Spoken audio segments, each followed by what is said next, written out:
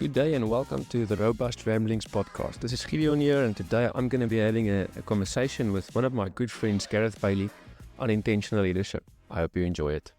Today I've got Gareth Bailey, one of my good friends, also a mentor to me, and someone who's had a massive impact on my life. So Gareth, I want to welcome you. It's great to be with you, man. Great to have you. Opportunity. Yeah, and maybe Gareth, I don't want to introduce you fully. I think you can do a great job of this yourself. But the little bit that I can say that I think we can maybe discuss something about today is just your heart for people, your heart for God's people, the church, leadership, raising leaders, and all of that. So maybe you can kind of give some form of a bio of where you're at today and where God has brought you through, and then we can see where it goes.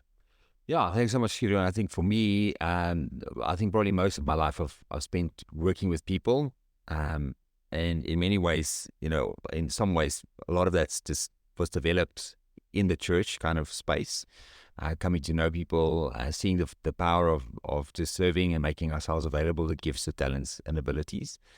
And for most of my life, I've kind of spent in that pursuit, whether it's been in business or in ministry or in other forms or shapes. Even in terms of studies, I at one stage had the opportunity to study where someone was like, "Hey, I'm going to pay for your studies for you." Oh, wow. Because well, two things. I was speaking to my kids about this week, saying I didn't...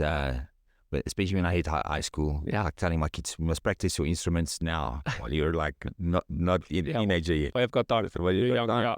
And so that you're not like me when I hit high school and then I was really getting immersed in music. Then everything else went out the door, and then I didn't get good enough marks to get into university exemptions and all of those dynamics. And I guess also growing up in a family that limited financial opportunities. So there weren't opportunities, but somebody's like, "Hey, I'm going to pay for your studies. And what do you want to study? Anything you want to study." And his encouragement to me actually was that I had to do something in the BCom kind of line, something on the commerce side. Yeah, business side, yeah. Which was an interesting dynamic for me, which was like, man, how is that going to help? Yeah. And then I chose to do something around human resource management. Actually, was the area of I didn't even know that. So, and the reason why I chose human resource management was partly because I really have a passion of I want to develop people. So it's an interesting dynamic to, I guess, express and find.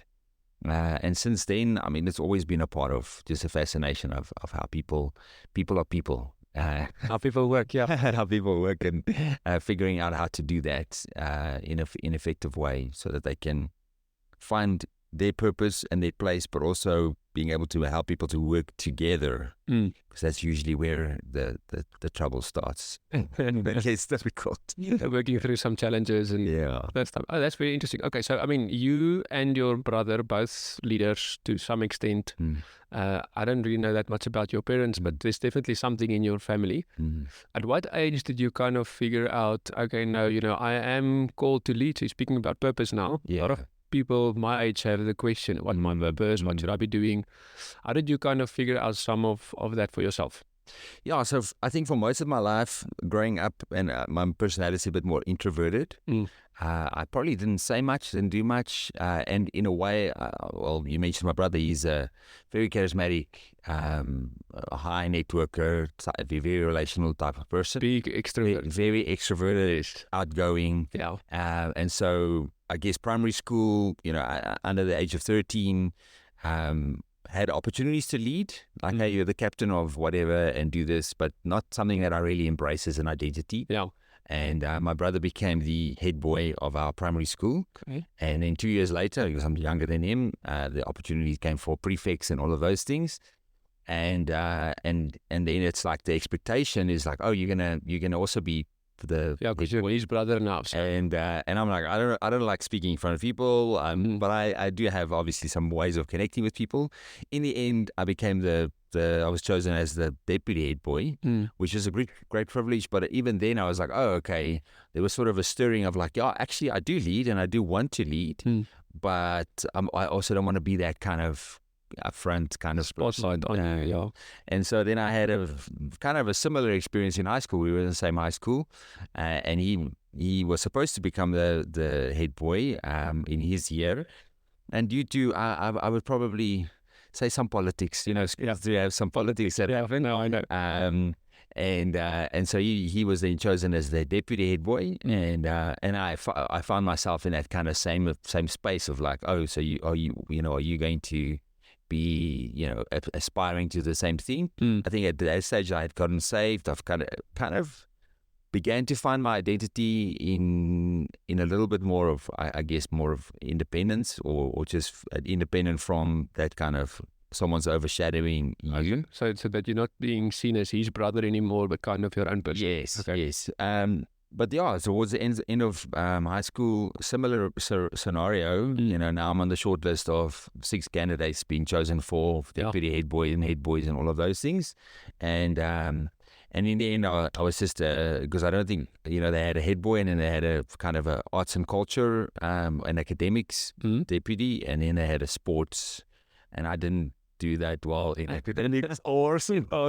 So, and I guess, but yeah, I think, and then from then onwards, really, I think when I left school, I in a way found my own sort of voice. Yeah. And I was also then in a space where opportunities arose that it just gave me the opportunity to develop my leadership skills more, and in a sense also find my own sort of voice through that. And I think for the rest of my life since then, the very first book I ever read, like from cover to cover, was John Maxwell's 21 Laws of Leadership. I'd never read any other books before then, outside of maybe the prescribed reading for school. Yeah. But I remember that book actually had a very profound impact on my life, realizing, hey, wait a minute, there are some things in this that's mentioned that I'm living, but also some areas that I can grow in. And the reason why I want to grow is not so that I could have some platform, but actually because I want to serve and lead people better, That's interesting. I mean, you mentioned reading now, and I want to delve a bit into all of the books. I think you're the person I know that reads the most. Let's just call it I don't know, it's like leadership-based books, self-help books, or whatever category people would put them in. But just on the topic of this book of John Maxwell, what was the 1 or 2 things that were highlighted for you that you felt you needed to work on? Because, I mean, that's, as a young leader, it's a vulnerable thing to know that you've got shortcomings. Yeah. Because, right, I mean, as you go out of school, you think you know everything, same as you go through university, and it can become confronting to be faced with some question marks on your own ability. Yes. Yeah, I think probably the one thing for many years, probably up until that point, leadership was seen as a position, Okay. So I'm head boy or deputy. So you saw it as I saw it as that space, and then reading the book, and the first law is leadership is influence. Yeah. And he tells that story about taking charge of this church, and he's a 23-year-old leader, and he's got this older guy named Claude, and he realizes very quickly if he wants to get anything done, he's going to have to go through Claude. Yeah. Claude's got the influence, and that was just like a profound reality for me, where I realized, because I could look at my own life and go, okay, there are many instances where I don't have a position, but I actually am exacting some influence in people's lives. And so that really changed something of my perception or perspective on leadership. And then I began to kind of look at opportunities and ways to be able to increase in that. And obviously there's a whole host of other skills and things, but that was probably the one thing, just as you mentioned, that really stood out to me, and wanting to then learn if we interact with one another in a specific way, and if I want to change the world, if I want to influence the world, I'm going to be able to, ask a few good questions, and be able to discover a couple of different ways of doing things, realizing we're all different, but we also are very similar in terms of what we experience and how we interact with the world. Comes back to people are people, right? Yeah, exactly. I mean, Gareth, you're very intentional about reading. I mean, we mentioned this earlier. How do you decide which book to pick up and read? I remember you speaking over the weekend that you went to a bookshop, and this specific book with regards to leadership pipelines and growth tracks and so on that you picked up. How do you decide this is the thing I'm going to spend my time on? Because there's, I want to say, millions of books out there. Everyone has some cool idea that they want to bring to the table. I think us as a younger generation, we're always looking for a quick fix or a life hack or an easy way to learn something quickly without having to go through the effort. maybe you can just share a bit on that. So how do you decide what to build into, and how do you consume those books and the material? Yeah, I think a couple of things is helpful to see is that we are often, at least for me, when I think of choosing a particular reading book or material, I really do kind of become aware of what I'm actually seeing as a need that I want to like a problem I want to solve. Patrick Lencioni talks about the six geniuses, and I think the first one he talks about is the genius of wonder. Yeah. And I think I probably have that to a large extent. I'm always wondering, well, how could this be better, or why is it like this? And but you are a visionary to some extent, right? So that I can see that gifting on you. Those two things to me, they mix really well. And so when I have that kind of wondering of whether it's, I've had books that have really changed my life, for instance, like Greg McGowan's Essentialism. And that came at a time when I was very overwhelmed, and I had a whole little list of things I'm trying to get through. And in that book, he's just like, okay, helped me go, okay, these are the things that are really important, and this is how I organize my life. Yeah. And so often a lot of my reading kind of choices are based on a little bit of self-awareness and figuring out, okay, where am I at and what problem do I want to solve? A lot of it also is birthed from conversations with people.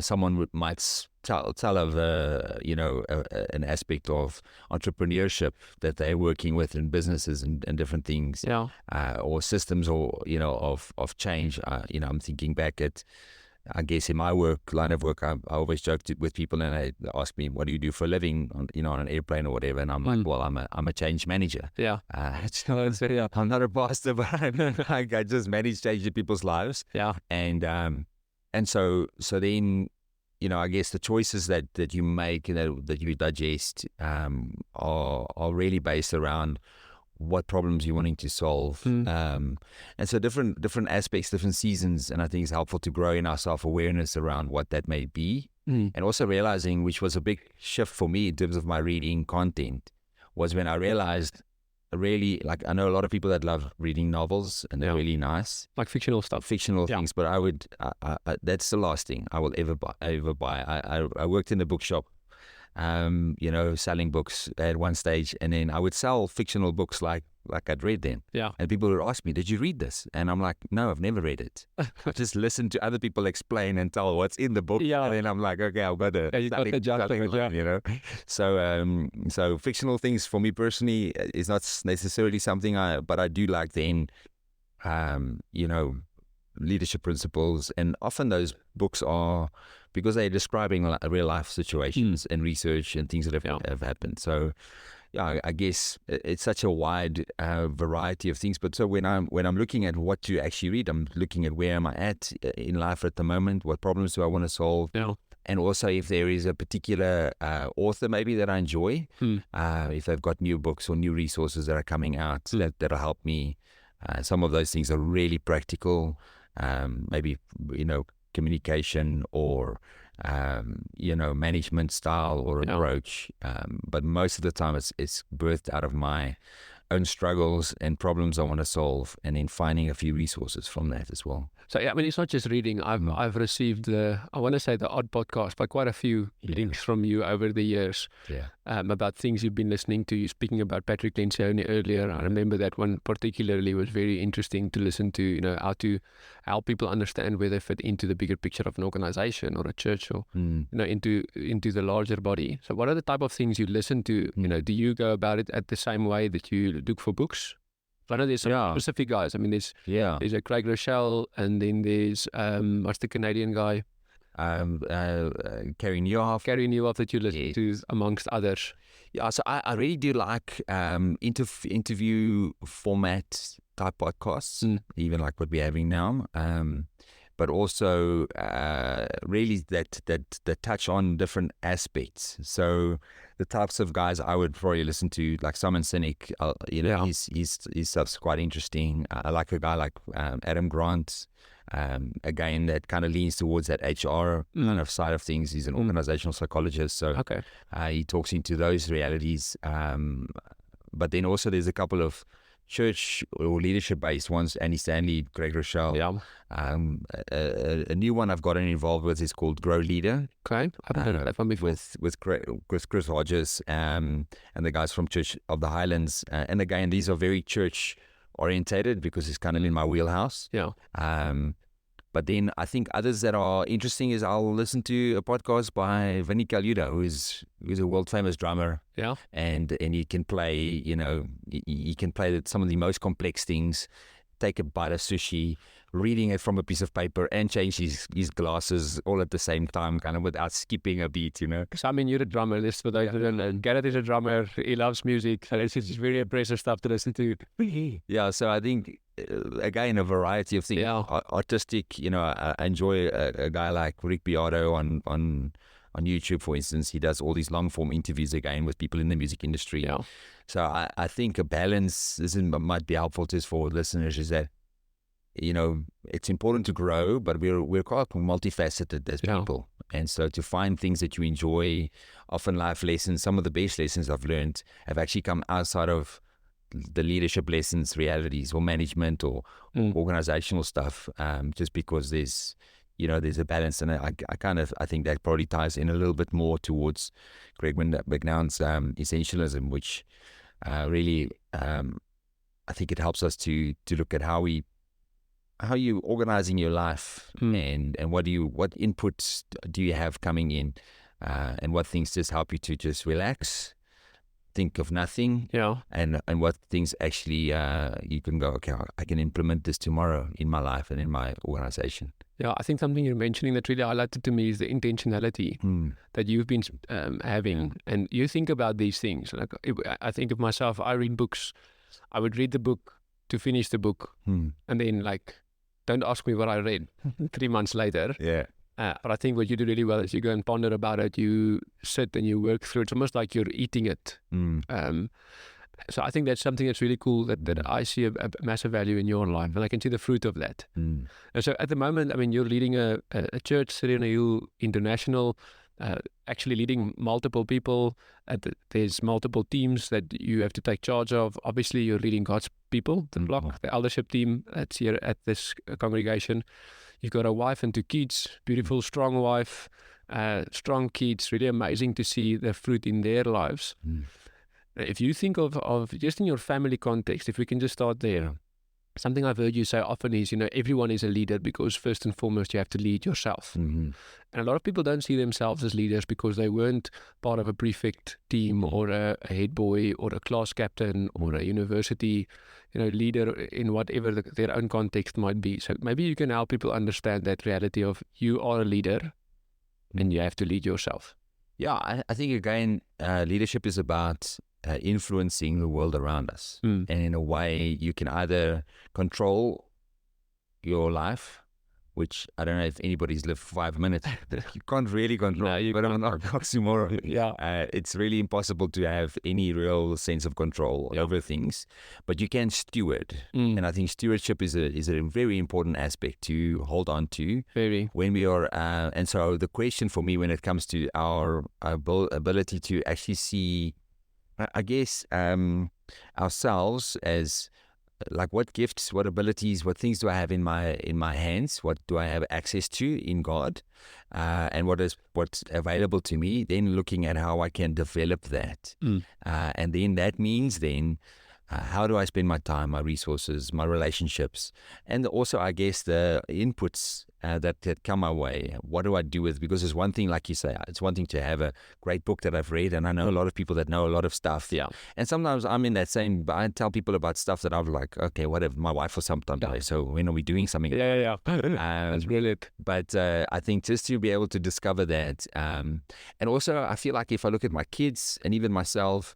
Realizing that this comparison is a terrible thing, and many times we look at people and we feel we could only make a difference or make a change or lead or grow when we are somehow, the same as someone else. Yeah. And I think if we can discover, enjoy, celebrate, and develop some of our unique attributes, realizing that there are some universal principles that if you give yourself faithfully to some of those things, they will result in, I think, a better expression or more fruitful life. Yeah. But then there are some unique aspects that I think have a much larger impact on our life than others as well. So developing ourselves, stewarding what God's given us is a good thing. Something that you encouraged us to do a few years ago was giving ourselves faithfully to the general will of God, and then the specifics will over time become more apparent. Yes. So, you said now there's some general things that people can give themselves to. So what would you say are those things that will help people to at least move in the right direction, and that the specifics can then become more apparent and clear over time? So I think if we're speaking about at least from a spiritual life perspective, and I think that's really everything flows from there. Yeah. So spiritual life really is developed through relationship with God, relationship with others, and that those two things need to somehow impact the world around us. Yeah. And that is, that's the point of our relationship.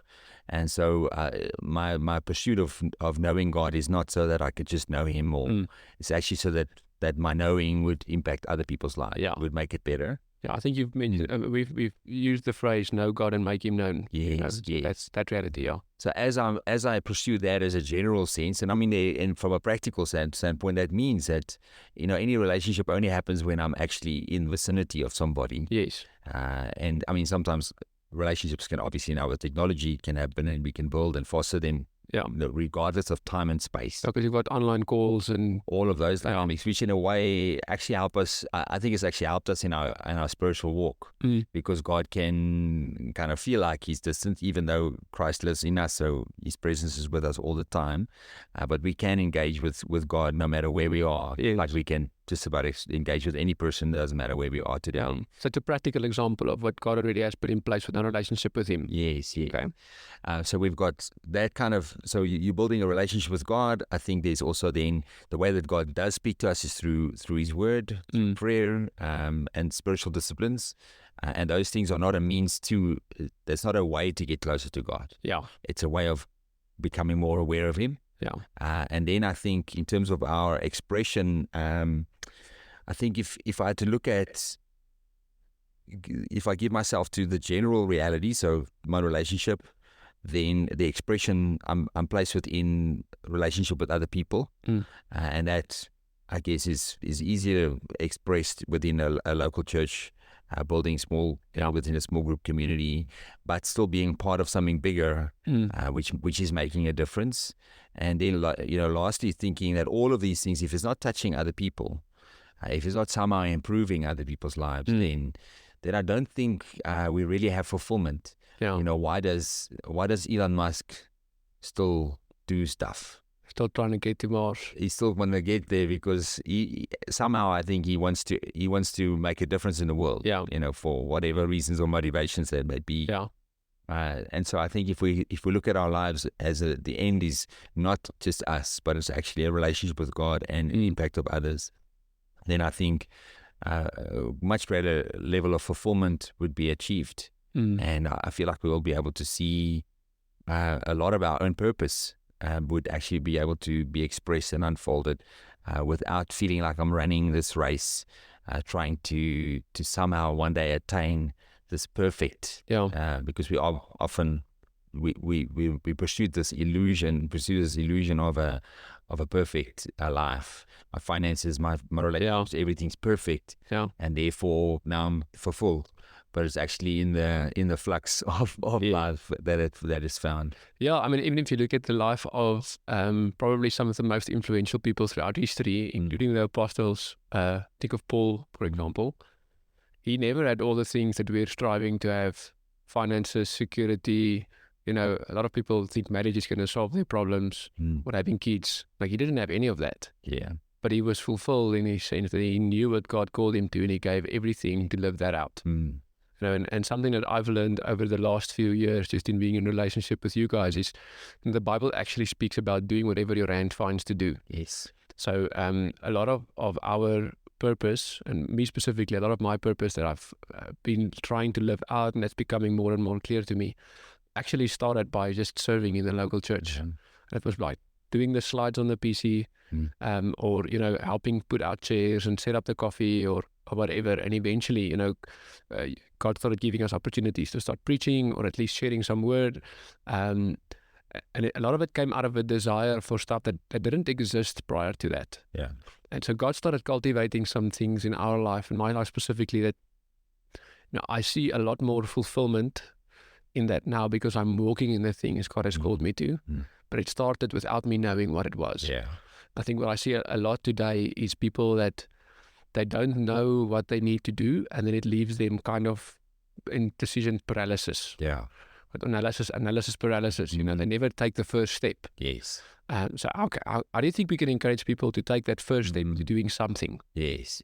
Yeah, so I think if you look at, even that progression, if you look at even a child developing, you're always discovering things. And I mean, I'm just over 40 now, so in 40 years of plus of life, I'm still discovering things about myself. And there are aspects of my life and what's required of me and what I'm responsible for that changes. And I think the world sells us this illusion that says, at one point you're going to make one decision, and this one decision is going to be like the one. Yeah. You're not going to have to make any more further. I think it's a good way of describing it, because you see people tell the story of their success from that one point. Yes. A lot of people leave out all of the headaches and the mistakes and the stuff prior to that. Yes. Yeah. And so we do have a kind of because what we're looking for is the shortcut, the quick fix, that's true. The thing, And so I think if we change our perception or perspective, maybe from this is the one thing that's going to said, of all the things I could do, this is going to make the difference. To rather say that this one decision is very important, but I realize that I'm holding it in tension in comparison to all the other things that I may do or give myself to, may unfold. That it's not all at all going to be. This is not the be all and end all, and this is going to be the next step in a journey, towards life, and as I spend time with people in their 80s and they reflect on their lives and they go, yes, they've had some very key moments in their lives, and in some ways they are more fruitful and more effective later on in life than they were when they were younger. Yes. And so in saying that, I think just to realize where are you at in your life right now, and that the decisions you need to make are important, but don't put so much pressure on it kind of stuff and the world to somehow make sure that it's going to, because if I make a mistake, this is going to be the end, because I don't know, I was saying this to somebody the other day, it's like the world today is experiencing, things will go well, and then there will be some time when it won't go so well. Yeah. And then there will come a time when things will go well again. Yes. That's just the cycle of life. We've had, that's true. In my lifetime, probably 3 recessions. Yeah. And as well. So COVID, and we've had multiple, different political realities. And through it all, I mean, I've had sometimes, even in my own life, when I thought, is financially I'm done, or in my marriage, I don't know, we've come to an impasse. This is massively difficult. Yeah. And under pressure. And then but then you're like, now I look back and I'm like, wasn't that bad? Wasn't so bad. Yeah. I survived. So it's a bit of a tension. So having the right kind of perspective on life, that it is a journey. It's never going to be 100% perfect. But it's how we respond to the challenges that life comes. And I think learning to build a sense of resilience. And I guess one of my favorite sort of slogans or whatever is like, blessed are the flexible, for they will not be broken. It's just kind of how life works. Like the one missing beatitude. Yeah, just live in that space that it's gonna ebb and flow. Yeah. And it's rather stay moving than get off the track, so to speak. Yeah, you mentioned something. I think this is a valuable thing to maybe highlight. Is you're speaking to 80-year-olds. So I know that you value having people around you in different areas of your life. That I think is a very valuable thing for anybody who is a leader. So basically, everyone. There's a wisdom in the counsel of many around you, right? Yes. So how do you approach doing that? I mean, I've recently done that with you. Came to you and I'm like, hey, Gareth, I need some input in my life. Yeah. So for me, practically, it was having a conversation. A lot of these people aren't necessarily close in proximity to you. So how do you go about involving people in different aspects of your life to grow and help intentionally foster the gifts that God has placed in you? Yeah, again, I think it's again making a conscious assessment of where you're at and what do you need to grow in. And then the next question would be who and how is going to help me, whether is it a book, is it a course, is it a conference, is it a person? And usually it's like all of those things that'll help us grow in different aspects. And also in different seasons, right? Yes, exactly. Because I think there are people that I had in my life that were really speaking into my life in certain periods of my life when now I don't even talk to them. And then there's others that I'm really investing in. So I think in terms of recognize where you're at, and then in terms of looking at the people, I always try and look at somebody or find somebody that if I look at their life, the outcome that the Bible speaks about, follow your leaders and examine the outcome of their life and imitate their faith. And so it's the same type of thing. Who is living the type of life that I would love to see? That's really good, yeah. And then I approach, in terms of approaching them, often we bring this like, you're going to be my guru now. Or you will be my mentor. You'll have all the answers.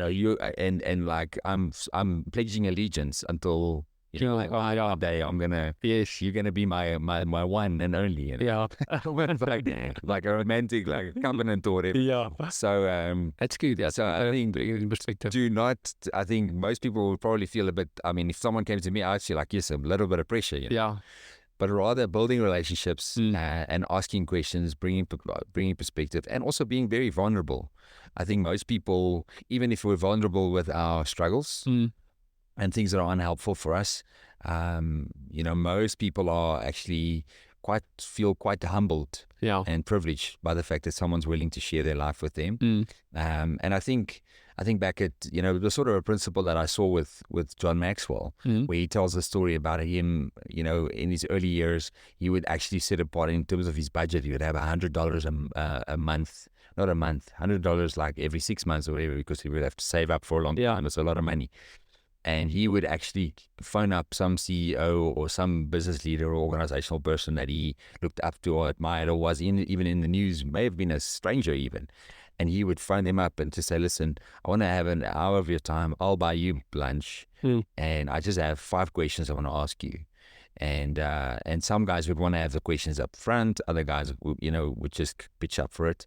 And then John would say, then he sits there and they're having lunch and he's making notes. He's not eating lunch with them. Yeah.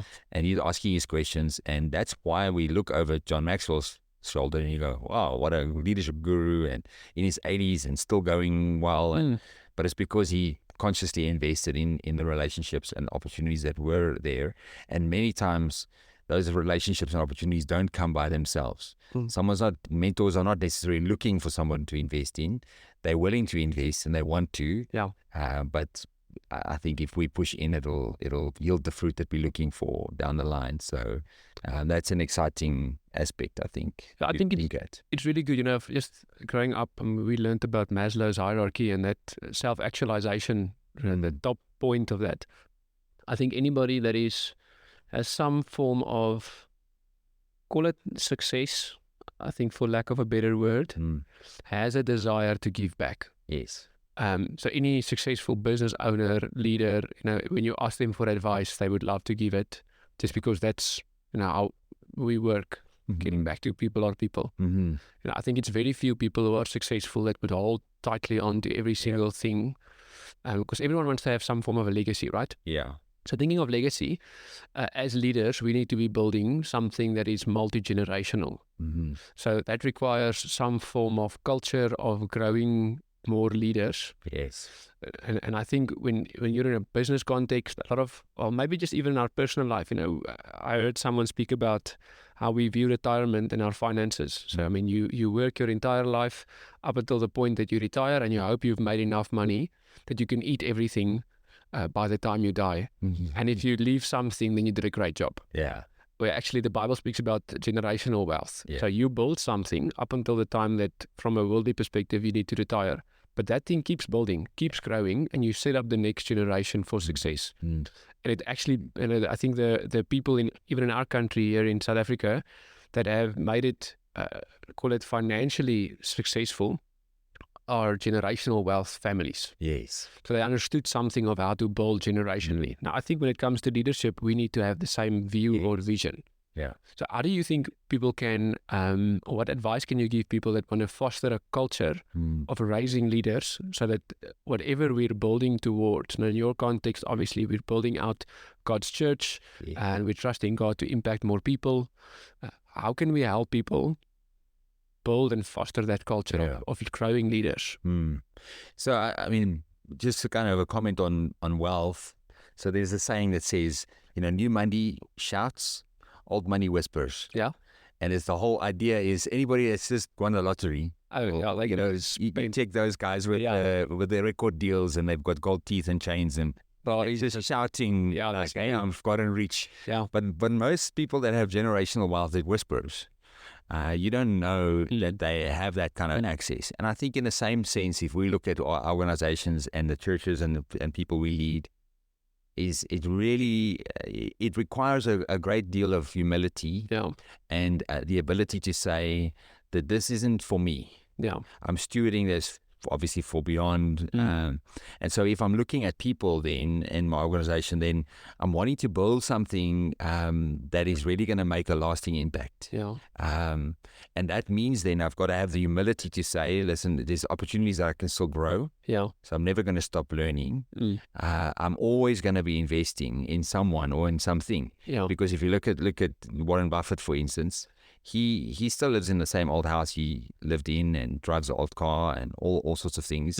But he's still investing on the stock market. He's still making, his companies are continuing. He hasn't stopped working. Yeah, that's true. I mean, he's old now. Yeah, he's very old. Yeah. And in the same sense, if you're looking at legacy, you have to continue to invest in.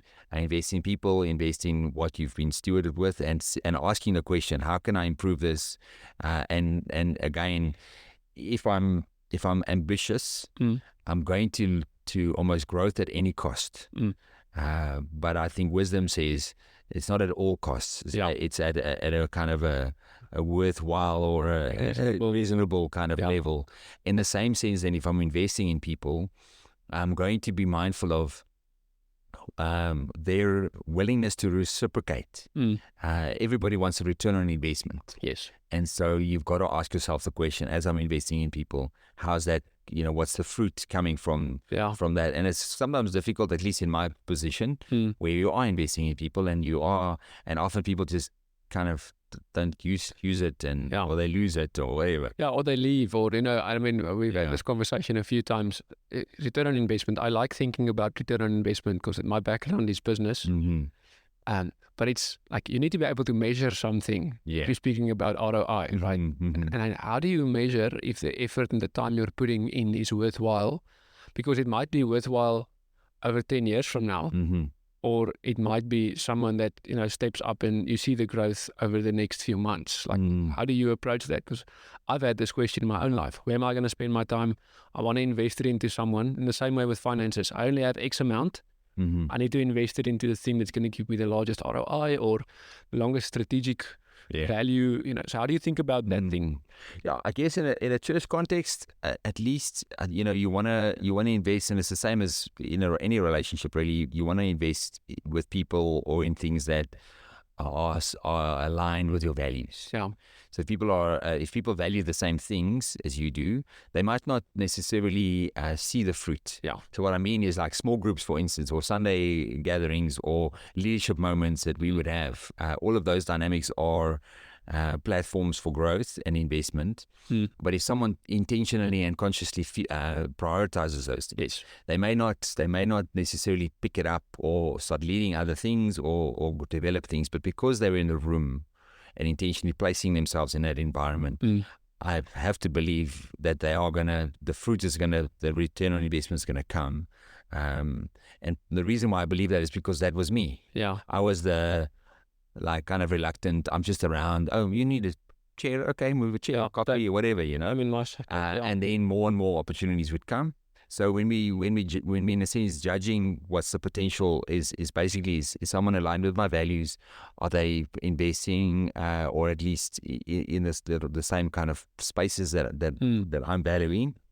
And then there comes a point though where I think we do have to measure what is this, and this I guess applies specifically I think in relationships is it actually yielding some fruit? So like, are they invested?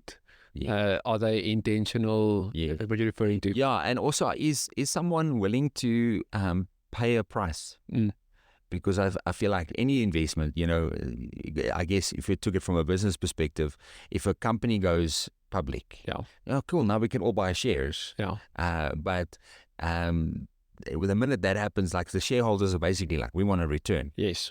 So the CEO and everybody begins to work hard for that return. And if it's not yielding that return anymore, then people are like, well, I'm not going to invest anymore. I'm going to sell my stock, or I'm going to do something else. I think in the same sense within people, you want to be able to at some point see that there are some results of that. And I think that's where, from a biblical standpoint, at least, when Paul says to Timothy, take what I've taught and spoken in the presence of many witnesses, invested in faithful men will be able to teach others. And that's the tipping point. Yes. Is someone taking what you have invested in them, and are they beginning to invest it in others? And that's the real kind of key. And sometimes they may invest it outside of our context, which is 100% fine. At least they're the kind of the process is continuing. Yeah, you started something, and even though you're not necessarily seeing the growth in maybe even in your lifetime or in your sphere of influence, or area, you can see the value of that grow in the kingdom somewhere else. And I guess also it applies to, your comments around sometimes you're investing in somebody, you think they're going to really be able to solve a problem, and then they go somewhere else. And then you see how they are like super fruitful there. Yes. And you're like, wow, okay, nice to have had that here.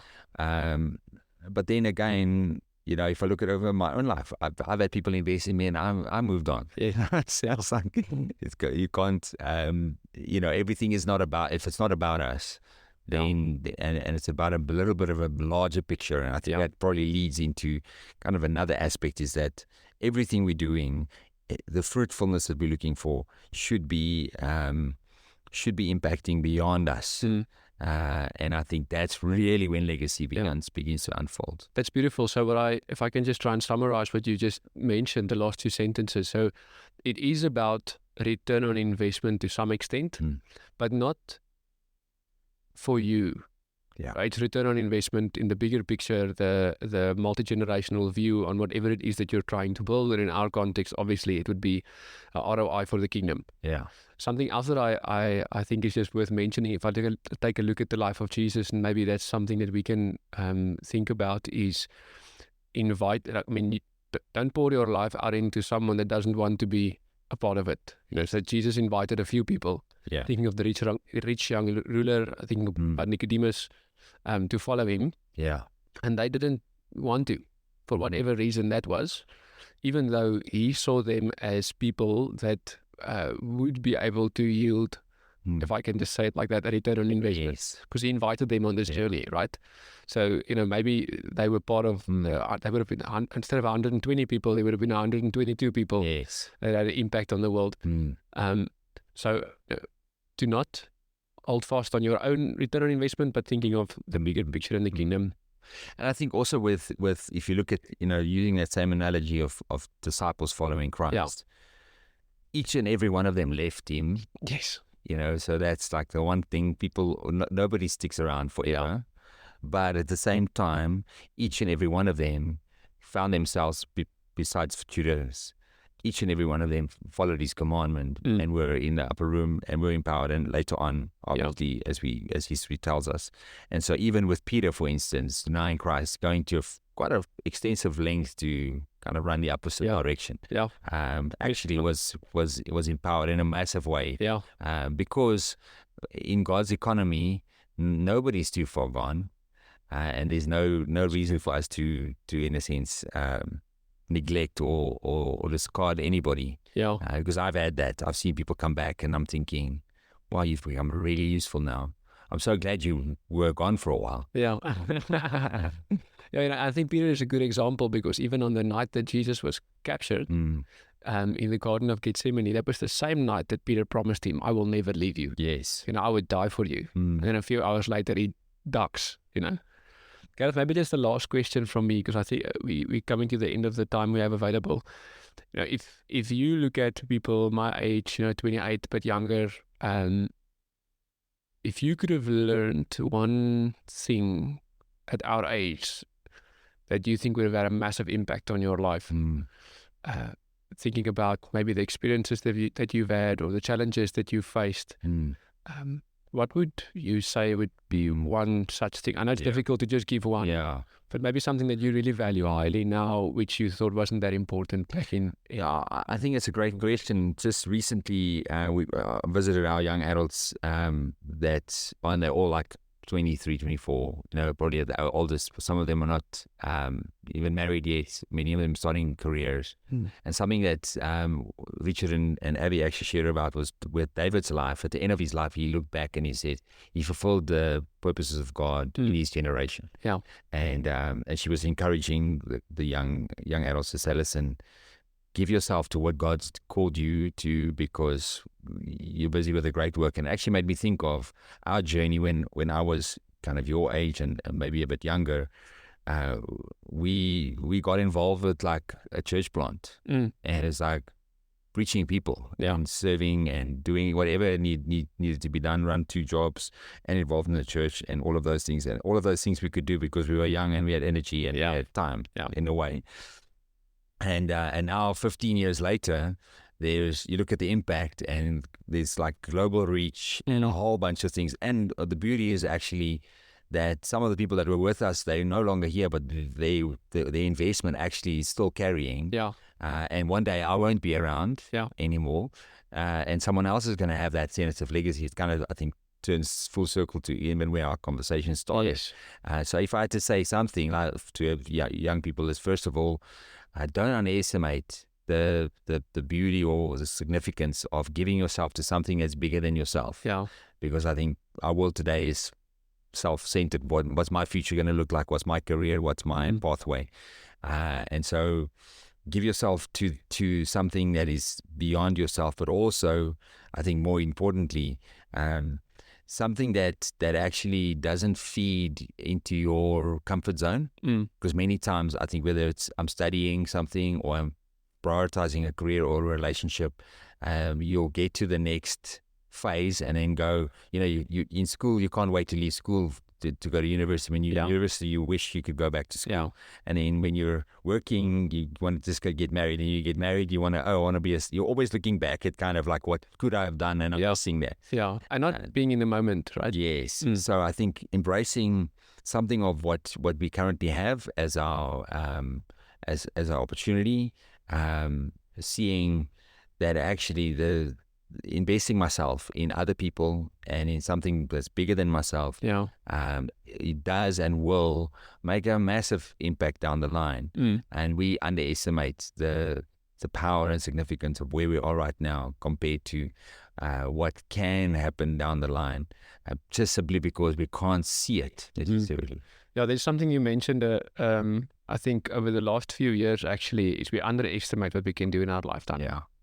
And that's a good thing to value, is the impact in the industry that I work in, building software solutions. One of our directors, Dave, he's a real influential financial banker, a lot of experience, made a lot of mistakes. He always speaks about the scars that he's come into the space with. Is thinking about the bigger picture. It's always going to take longer than you thought it's going to take. Yeah. Building these cultures takes longer. It's going to cost you a lot. Way more than what you are willing to pay even. Yes. And I think there's something good about the naivety we go into it with. Otherwise, we might not be willing to put everything in the start. But as you get bought into it, and as you look at the progress over the years, if we think multi-generational, in our lifetime, we won't obviously see the fullness of that multi-generational purpose, but the impact is going to be so much bigger than we could ever have planned. And at the end of the day, that's going to be what's worthwhile. Yeah. But looking back, having Jesus say, well done, my good and faithful servant, and being able to see what the bigger picture was of the small decisions we made. Something that I really see in your life is intentionally, and understanding it's not about you. Yeah, Gareth, thank you so much. I appreciate the time. This was wonderful. Thank you so much for all of your inputs and insights. Thanks so much for having me. Appreciate it. Thanks for being here today. Your support is invaluable. Please share our podcast with others who might enjoy it. Stay tuned for more great discussions with entrepreneurs and leaders. Follow us on TikTok for extra content. Until then, stay curious and take care. Thanks.